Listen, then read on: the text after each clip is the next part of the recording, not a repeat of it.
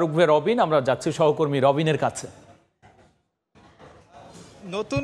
Budget ঘোষণা হওয়ার পরে কিন্তু যে বাংলাদেশ আওয়ামী লীগের বিভিন্ন অঙ্গ সহযোগী সংগঠনের যে নেতাকর্মীরা তারা কিন্তু যে বঙ্গবন্ধু এভিনিউতে কিছুক্ষণ পরপরই তারা ধাপে ধাপে মিছিল করছেন এবং সেই মিছিলের মাধ্যমে তারা কিন্তু যে নতুন অর্থ বছরের যে বাজেট সেটিকে তারা স্বাগত জানাচ্ছেন এবং এই মিছিলের মাধ্যমে তারা আসলে যে বার্তা দিচ্ছেন যে তার মাধ্যমে তারা যে কথাটি বলছেন যে এই বাজেটটি মূলত যে গণবান্ধব হয়েছে, গণমানুষের আকাঙ্ক্ষা পূরণ হয়েছে এবং এর মধ্য দিয়ে মানে সরকার সাধারণ মানুষের যে প্রত্যাশা সেটি পূরণ করতে পেরেছে। এবং এখানে কিন্তু আমরা যদি একটু আপনাদেরকে জানিয়ে রাখি তাহলে কিছুক্ষণ পরপরে আমরা যেটি দেখতে পাচ্ছি যে বিভিন্ন প্রান্ত থেকেই কিন্তু যে এই মিছিলগুলো আসতে শুরু করেছে। কিছুক্ষণ আগে আমরা যেটি দেখেছিলাম এই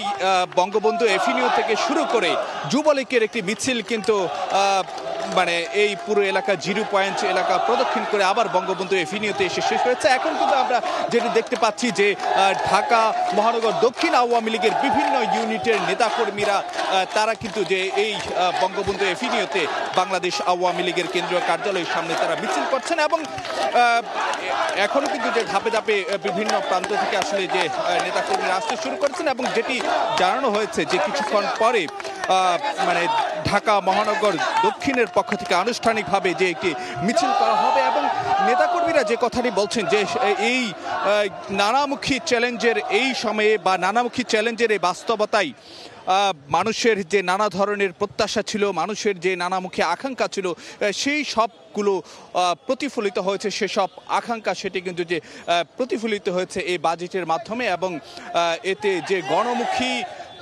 সরকার যে গণমুখী এবং যে সরকার যে জনবান্ধব সেটি প্রতিফলিত হয়েছে এই বাজেটের মাধ্যমে, এমনটাই কিন্তু যে এই নেতাকর্মীরা বলছেন এবং পাশাপাশি তারা যেটি প্রত্যাশা করছেন যে ঘোষিত বাজেট যেটি মানে ঘোষণা করা হয়েছে সেই বাজেটের পথ ধরেই কিন্তু যে অর্থনীতির পথে আরও মজবুত হবে বাংলাদেশ এবং যে নানা ধরনের যে উন্নয়ন সমৃদ্ধি কিংবা যে অগ্রগতি সে পথ আগামীতে আরও সুগম হবে এবং যে স্মার্ট বাংলাদেশ গড়ার ক্ষেত্রে কিংবা যে সমৃদ্ধিময় বাংলাদেশ গড়ার ক্ষেত্রে যে রূপরেখা প্রণয়ন করা হয়েছে বা ভিশন 20 রূপকল্প 2041 যে ঘোষণা করা হয়েছে সেটির ভিত্তি গড়ে দেবে এই বাজেট, এমনটাই কিন্তু যে ক্ষমতাসীন আওয়ামী লীগের নেতাকর্মীরা প্রত্যাশা করছেন। তো এই ছিল আমার কাছে এখনকার মতন সবশেষ খবরাখবর। পরবর্তীতে নিশ্চয়ই আরও খবরাখবর আমরা জানিয়ে দেব। আমরা সরাসরি ছিলাম বঙ্গবন্ধু এভিনিউতে, যেখানে আওয়ামী লীগের বিভিন্ন অঙ্গ সংগঠনের নেতারা বাজেটকে স্বাগত জানিয়ে মিছিল করছিলেন। আর সে খবরের সর্বশেষ নিয়ে যুক্ত হয়েছিলেন সহকর্মী ফারুক ভিয়া রবিন।